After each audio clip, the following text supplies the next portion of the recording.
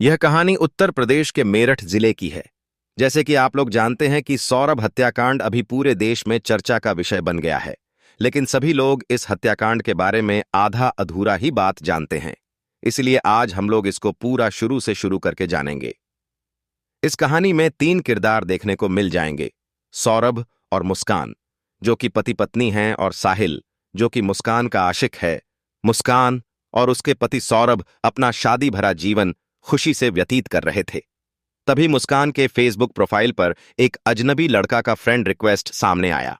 पहले दिन मुस्कान इग्नोर कर दी, लेकिन वो लड़का कॉल भी करने लगा, तो मुस्कान को लगा कि ये मुझसे प्यार करता है। और मुस्कान के पति लंदन रहते थे, तो उसको एक मर्द का भी जरूरत महसूस होती थी। तो मुस्कान ये सोचकर प्यार करने लगी कि मेरे पति के कमी को इस लड़के की सहायता से दूर किया जा सकता है। फिर क्या था, मुस्कान उस लड़के के झांसे में फंस गई और मुस्कान साहिल के साथ शारीरिक संबंध बनाने लगी। यहां तक तो सब कुछ ठीक चल रहा है, लेकिन अभी आगे जो होगा वह सुनकर आपको अपने कानों पर विश्वास नहीं होगा। साहिल जो था वह बहुत ही गुंडा किस्म का लड़का था। वह जैसे रोज मिलने के लिए आता है, वैसे ही मिलने के लिए प्रोग्राम बनाया। मुस्कान भी बहुत ज्यादा खुश थी कि आज रात को संभोग करने को मिलेगा, और साहिल अपने साथ 5 दोस्तों को भी लेकर आता है। शुरुआत में मुस्कान पूछती है कि ये सब लोग क्या करने आए हैं, तो साहिल बोलता है कि ये लोग देखने के लिए आए हैं कि कोई आएगा तो ये लोग हमें पहले ही बता देंगे। फिर मुस्कान खुश हो जाती है कि चलो, मेरा इतना चिंता करते हो तुम। लेकिन जब साहिल संभोग कर लिया तब बोला कि ऐसे अच्छा नहीं लग रहा है, संभोग करने में हम लोगों को कुछ और करना चाहिए।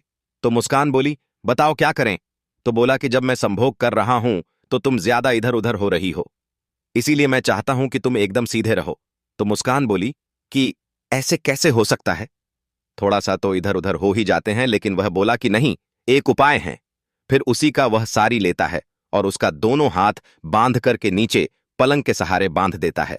फिर दोनों पैर में सारी बांध करके उसको दोनों पलंग के पैर में बांध देता है। फिर अब वह अपने दोस्तों को बुलाता है और सभी लोगों को बोलता है कि कर लो, जितना मन कर रहा है। फिर क्या था, सभी दोस्त उसके साथ करने लगे। तब उसके शरीर में बहुत ज्यादा दर्द होने लगा और रात भर सभी लोग करते करते सुबह कर दिया। फिर वे लोग वैसे ही छोड़कर चले जाते हैं। फिर मुस्कान की सास आती है तो देखी कि मेरा बेटा तो यहां नहीं है। फिर इसकी हालत ऐसा कैसे हो गया, लेकिन अपने घर की इज्जत थी तो वह किसी को नहीं बताई। वह उसको खोलती है, फिर पूछने की कोशिश करती है तो मुस्कान बहुत गुस्से में बोलती है कि आपको उससे क्या मतलब है।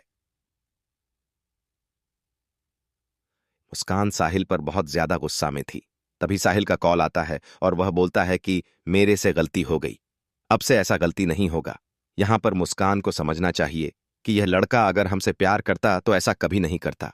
फिर भी मुस्कान उस लड़के को माफ कर देती है और बोलती है कि अब हम लोग ऐसे संभोग नहीं करेंगे, अब मुझसे शादी करना पड़ेगा, तभी मैं आपके साथ कुछ भी करने के लिए तैयार रहूंगी।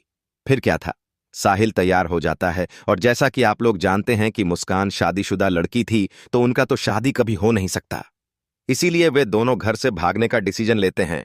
वे दोनों घर छोड़कर भाग जाते हैं।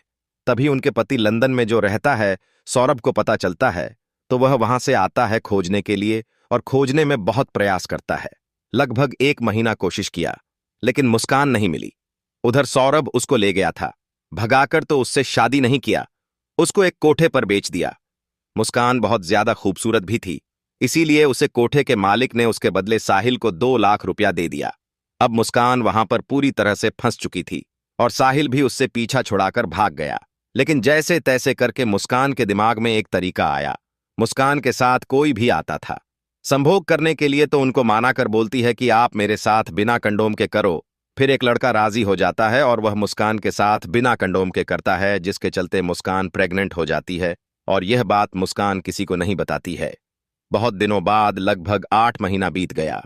तब सभी लोगों को मालूम चला और 8 महीने बीतने के बाद बच्चा भी नहीं गिर सकता है, हैं? तो इसीलिए उसको बच्चा पैदा करना पड़ा। बच्चा पैदा करने के लिए जैसे ही वह अस्पताल में गई तो वह इसलिए यह सब प्रोग्राम बनाई थी कि वह जब अस्पताल में पहुंचेंगे तो वहां से हम भाग जाएंगे। फिर वैसा ही हुआ, वह अपने बच्चों को छोड़कर भाग जाती है। फिर एक बार और साहिल से मिलने का कोशिश करती है कि तुम मेरे साथ ऐसा क्यों किए, और उसको साहिल मिल भी जाता है। साहिल से पूछी तो साहिल बताया कि मेरे को पैसे की बहुत ज्यादा जरूरत थी, मेरी मम्मी बीमार थी, उसका इलाज करना था, इसीलिए हमें यह कदम उठाना पड़ा और फिर से साहिल माफी मांगता है और मुस्कान जैसी बेवकूफ लड़की फिर से उसे माफ कर देती है। अब साहिल समझ चुका था कि अब यह लड़की मेरे को कभी जिंदगी में नहीं छोड़ सकती।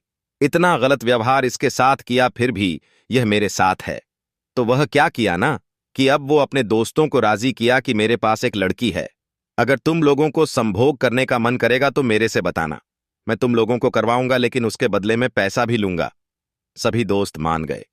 फिर एक दिन रात को पहले जैसा ही साहिल काम किया, लेकिन वह मुस्कान खुशी खुशी वह जैसे जैसे बोला वैसे वैसे कर लेती है। फिर सभी दोस्त आते हैं, फिर रात भर संभोग करते हैं। रात भर मुस्कान चिल्लाती रही। फिर अगले दिन मुस्कान बहुत गुस्सा में थी। साहिल आया तो उसको मारने लगी। तब साहिल सोचा कि ऐसे मेरा बिजनेस नहीं चलने वाला है, तो वह मुस्कान को ड्रग्स देने लगा, जिसके चलते ड्रग्स के नशा में मुस्कान रात भर किसी किसी लड़का से करवाती रहती थी और साहिल पैसा कमाता रहता था। ऐसे ही करते करते 1 साल बीत गया। तभी मुस्कान के पति सौरभ को पता चलता है कि मुस्कान यहां पर है और मुस्कान के योनि में बहुत ज्यादा दर्द भी हो रहा था, क्योंकि वह दिनों रात संभोग करवाती थी। अपनी मर्जी से तो नहीं, लेकिन मजबूरी में करती थी, क्योंकि नशे के हालात में जब वह थी तो उसको कुछ भी पता नहीं चलता था और वह दर्द बहुत ज्यादा बढ़ गया। तो उसका पति जब उसको मिला तो वह सब कुछ बताई कि मुझे समझ में नहीं आया, मैं भाग गई, प्लीज मुझे माफ कर दो। और सौरभ उसे माफ भी कर देता है और उसको अपने घर लेकर आता है। फिर वे दोनों खुशी से एक साथ जीवन व्यतीत करने लगते हैं। तभी यह सब साहिल को देखा नहीं जाता है और उसका पैसा कमाने का जरिया भी बंद हो चुका था। अब फिर से वह कुछ उपाय सोचने लगा, तो उसके मन में एक उपाय आया कि मुस्कान को ड्रग्स लेने की आदत लग चुकी है, तो उसको इस ड्रग्स की जरूरत पड़ेगी। फिर क्या था, वह उसको फोन किया और बोला कि ड्रग्स खत्म हो गया कि है। तब मुस्कान बोली कि है। तो साहिल उस ड्रग्स को खत्म होने का इंतजार किया और साहिल अपनी तरफ से फोन भी नहीं किया। वह बस इंतजार करता रहा कि बस एक बार ड्रग्स खत्म हो जाए, उसके बाद वह अपने से फोन करेगी, क्योंकि यह एक ऐसा आदत है जो किसी को भी लग जाए तो वह किसी भी हाल में चाहिए ही चाहिए। कुछ दिनों के बाद ही उसका पति लंदन चला जाता है और इसका ड्रग्स भी खत्म हो जाता है। तब वह फोन करती है साहिल के पास। तब वह बोलता है साहिल कि मैं तो तुम्हें यह दे ही दूंगा, लेकिन उसके बदले में तुम्हें एक काम करना पड़ेगा। तो मुस्कान तैयार हो जाती है। वह बोलता है कि मैं अपने दोस्तों को लेकर आऊंगा और उनके साथ तुमको संभोग करना है। तो मुस्कान तैयार हो जाती थी। अब मुस्कान का यही जीवनचर्या बन गया था। उसके पास रात भर लड़के आते थे, करने के लिए उसके बदले में थोड़े से ड्रग्स साहिल दे देता था। ऐसे ही करते करते बहुत दिनों बीत गया। तब फिर से उसके पति की आने की खबर मुस्कान को मिली। तब वह अपने सौरभ के आने की खबर सबसे पहले साहिल को दी कि अब मेरा पति आ रहा है, अभी तुम रात को किसी को मेरे पास मत भेजना और मुझे ड्रग्स दे दो, ताकि कुछ दिनों तक मेरा काम चलते रहे। लेकिन साहिल मना कर देता है, बोलता है कि ऐसे नहीं दूंगा, जब तुमको पता है कि वह बार बार घर पर आएगा तो तुमको परेशानी होगा। तो उसको रास्ते से हटा देते हैं। फिर शुरुआत में तो मुस्कान को थोड़ा मुश्किल लग रहा था, लेकिन वह भी उसके बात में आ गई, क्योंकि 4 दिनों तक लगातार वह ड्रग्स नहीं दिया, जिसके चलते मुस्कान की हालत खराब होने लगी। तब वह मुस्कान तैयार हो गई कि ठीक है, तुम जैसे बोलोगे वैसे मैं करूंगी, लेकिन अभी तुम मुझे थोड़े से ड्रग्स दे दो। फिर साहिल उसके पास रात में ड्रग्स पहुंचा देता है और अगले ही दिन मुस्कान का पति सौरभ आ जाता है। फिर यह दोनों प्रोग्राम बनाते हैं कि उसको कैसे खत्म करना है, और रात के अंधेरे में मुस्कान उसको दूध में नींद की दवा मिलाकर खिला देती है, जिसके चलते सौरभ को बहुत तेज नींद आती है। फिर उसका पति या यार बोल सकते हैं वह आया। वह अपने साथ 4 दोस्त को भी लाया था। वे सभी मिलकर सौरभ को दुनिया से विदा कर देते हैं और उनका टुकड़ा करके एक ड्रम में भर देते हैं और उस ड्रम में सीमेंट बालू का घोल भी भर देते हैं ताकि किसी को पता ना चल पाए। अब मुस्कान और साहिल हनीमून मनाने के लिए घर से बहुत दूर चले जाते हैं। ऐसे लोगों के बारे में आपकी क्या राय है? कमेंट बॉक्स में कमेंट करके बताएं। इनको क्या सजा होनी चाहिए? आपकी क्या राय है? जरूर कमेंट में बताएं। यह कहानी केवल शिक्षा के लिए है, किसी को गलत साबित करना नहीं है।